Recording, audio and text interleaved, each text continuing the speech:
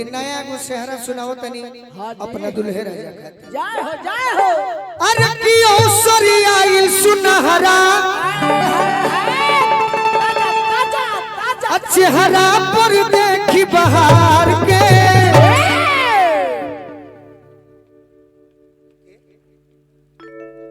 बोलवा दो।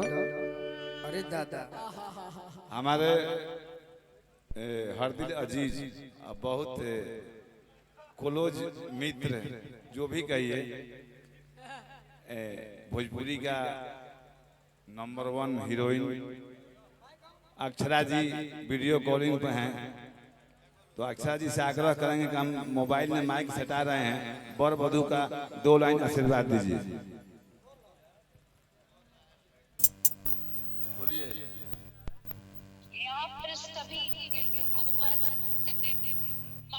अच्छे लोगों को, तमाम खूबसूरत चेहरे को अक्षरा सिंह की तरफ से प्रणाम है और बहुत बहुत बधाई देना चाहते हैं। और साथ ही भोजपुरी को इतना आगे ले जाने वाली हमारी बिजली चाची जो है, आज उनकी तबीयत खराब है, मैंने सुना। मुझे बेहद तकलीफ हुई ये बात सुन के। मेरे तरफ से जो कुछ भी हो पाएगा हम हमेशा खड़े हैं और हमको लगता है कि भोजपुरी को बढ़ाने में इनका बहुत बड़ा हाथ और बहुत बड़ा योगदान है। बहुत बहुत थैंक यू। ठीक बस सुता, ठीक बस सुती हो।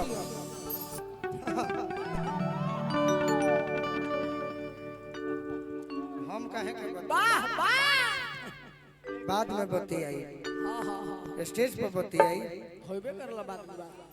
अरे कियो सरिया ई सुनहरा चेहरा पर देखी बहार के बनल रहे जोड़ी हमारा दुल्हा सरकार के, बनल रहे जोड़ी हमारा दुल्हा सरिया ई सुनहरा सुनहरा चेहरा पर देखी बहार के बनल रहे जोड़ी हमारा दुल्हा सरकार के,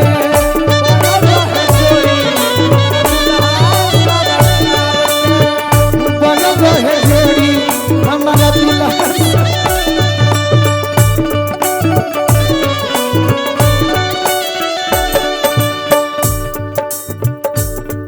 बजाओ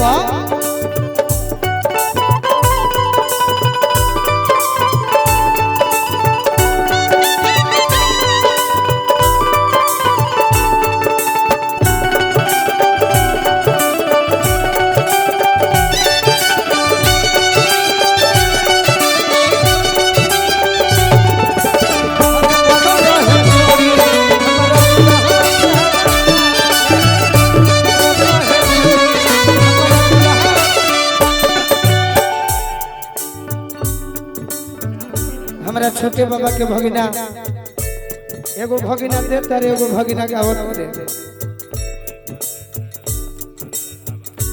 महाराजा ढाबा मंदोही पांडे ट्रेडर्स, ये हमारा दुल्हे राजा के पिताजी, ये हम आई से कामना करब मोह को मन मोह मनोरम जुगल जोड़ी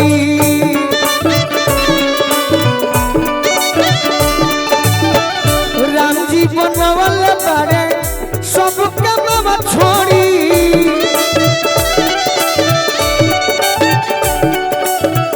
राम जी बनवल बारे सब काम छोड़ी।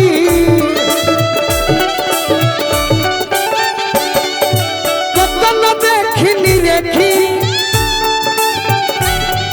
अरे कतन देखी निरेखी मन भरे निहार के बनल रहे जोड़ी हमारा दुल्हा सरकार के,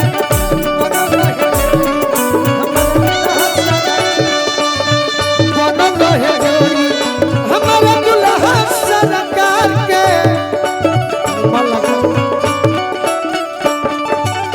सब ले ले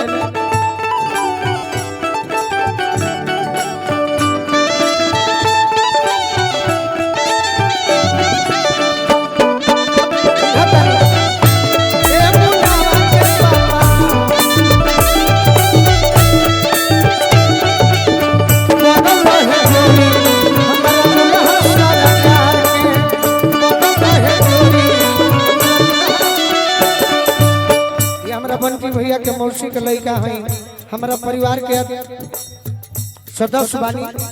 और का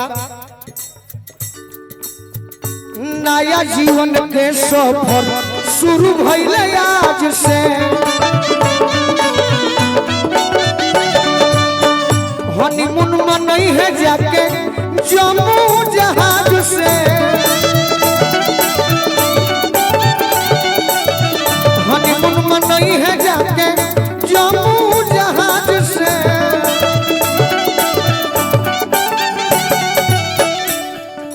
कि पढ़ी लोग से रोजे, कि पढ़ी लोग से रोजे, अरे पहाड़ा खूबे प्यार के। हमारा छोटे बाबा के पाहुन बनी, हमारा बिक्की भैया के भी आशीर्वाद रौरा हाथ में मिलल हा, उनका हाथ में मिली तो मानल जाई। अरे बनल रहे जोड़ी हमारे दुल्हा सरकार के, बनल रहे जोड़ी, बनल रहे जोड़ी हमारा दुल्हा सरकार के।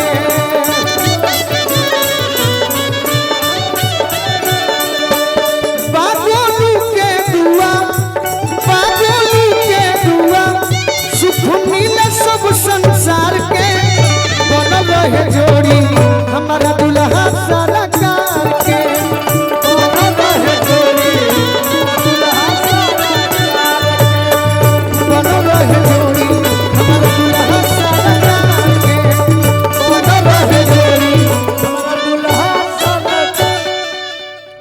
ये हमरा पाहुन बनी छोटे बाबा के बंटी भैया के बहुत बहुत आशीर्वाद दे। तनी माइनर दे दी हरेंद्र भैया सुनाई।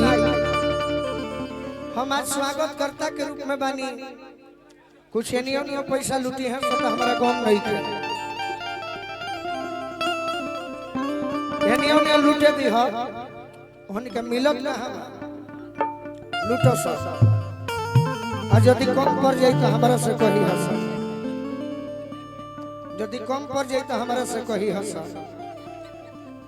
और ही दिया एगो लड़का एगो लड़की से कहता, तनी नया सुना दी। हमारा यूट्यूबर लोग आइल बा, गार्जियन लोग आइल बा,